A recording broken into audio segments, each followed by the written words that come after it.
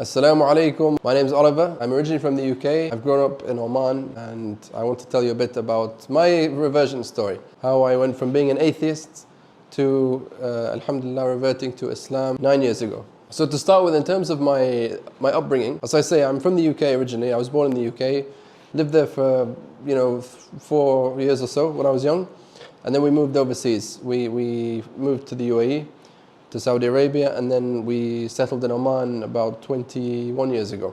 My upbringing was very much non-religious, you can say, but obviously from a young age I was immersed in the Islamic culture. Of course, in those 3 countries I had friends, Muslim friends from different backgrounds, different Arabs and non-Arabs.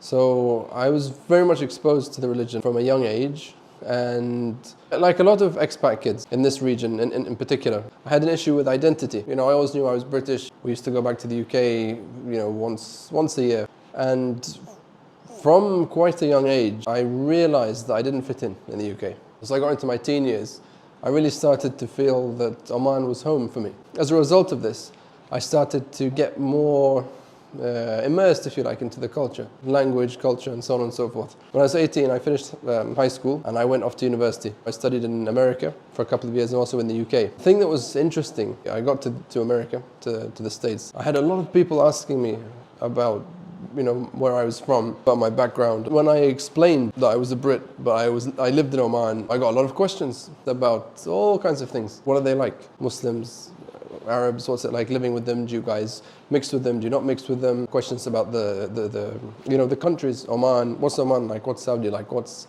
the UAE like? All kinds of questions. I was perfectly comfortable answering them. I would say Oman's a very nice country. The people are very nice, very friendly, very hospitable, all that stuff. However, I got a lot of questions about the religious aspect, about Islam and Muslims. So there were questions about things that were matters that are considered to be controversial.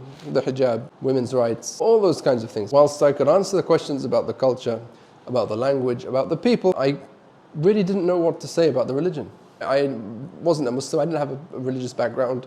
I didn't know that much about Islam, apart from the basics, Muslims pray 5 times a day, they fast in Ramadan, Muslim women wear hijab, and that's more or less what I knew. And the thing was, I found myself always, when faced with these type of questions, I would always defend Islam. I'd always stand up for Islam. I'd stand up for Muslims. At that point, I'd lived for maybe 15 years or so in Muslim countries with Muslims. I'd never obviously had any issues with them at all. All my friends were Muslims. Most of my friends were Muslims, and that made me want to stick up for them. So as time went by, I started to question myself and say, well, it's all well and good, all of it. You stick up for Muslim people on the basis that your personal experiences with them are good, but you don't really know much about the religion. So that's probably not the best thing to do. If you want to defend a religion or an ideology, you have to have in-depth knowledge. You can't just be emotional. So that actually drove me to find out more about Islam, to read about Islam, to research and try and learn as much as I could. No intention, obviously, of converting or reverting. No intention whatsoever.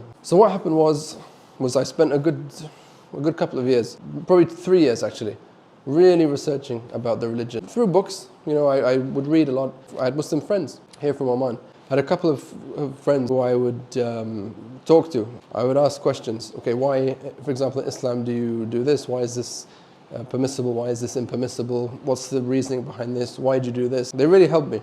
Along this journey, which they helped me through, I discovered a lot. I really discovered so much about Islam. It really wasn't what I thought. My idea of religion as a whole was that religion, regardless of whether it was Christianity or Islam or whatever, was that religion was anti-science. I had all kinds of ideas about religion, which, as I say, along this journey, I discovered to be completely nonsense. I honestly got to a point where I really, really loved Islam.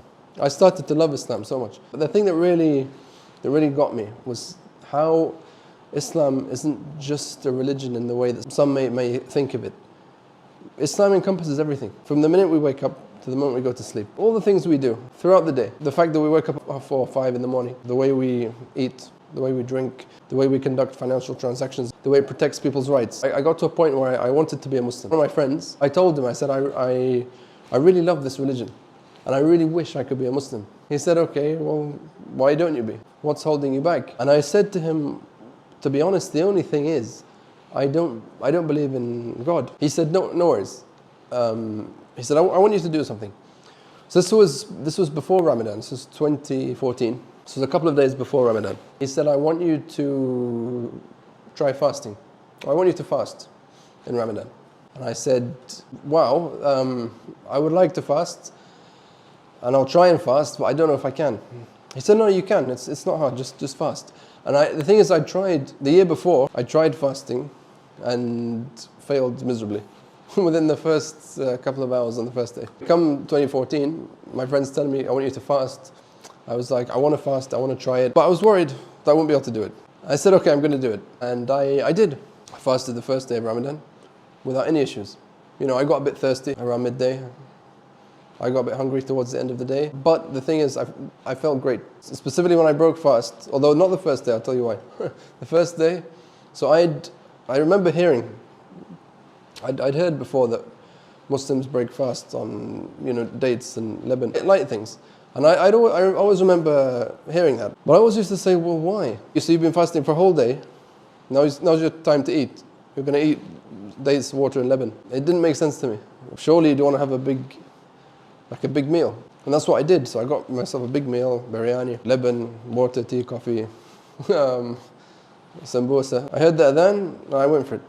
I stuffed everything down. Within half an hour, I realized the logic behind breaking fast on some dates, some water, and some Lebanon. Anyway, the second day went really well, the third day, and so on and so forth. And as I say, I felt really amazing. Each day got easier than the previous day. It wasn't really that hard. As I say, I'd feel a bit thirsty and I'd feel hungry, but I was okay. I found myself feeling really grateful for food, and even to a point where I would, maybe the time of suhoor, I would even eat things that I wouldn't usually eat because I didn't like them. But for some reason I would just, if that was what was there, I would eat it, and I'd feel grateful for it. So anyway, what happened was, a good couple of weeks into the month, something happened. It's difficult really to explain, because it was like an acceptance. I accepted that there had to be a creator. There had to be a creator. A couple of weeks into Ramadan, it came to me that there was a creator, there had to be a creator, and I believed that there was a creator. And at that point, I was a Muslim. At that point, I was a Muslim. I knew there was a creator, and I knew this religion was the religion of Allah. I knew Allah existed, and this was His religion. When I look back now, I don't know where I was heading. You know, I was all right, I was fine. I don't know where I was going. There was no direction in my life. I found that with Islam. Alhamdulillah ala ni'mat al-Islam. I hope you enjoyed the story. I tried to keep it short, and take care. Assalamu alaikum wa rahmatullahi wa barakatuh.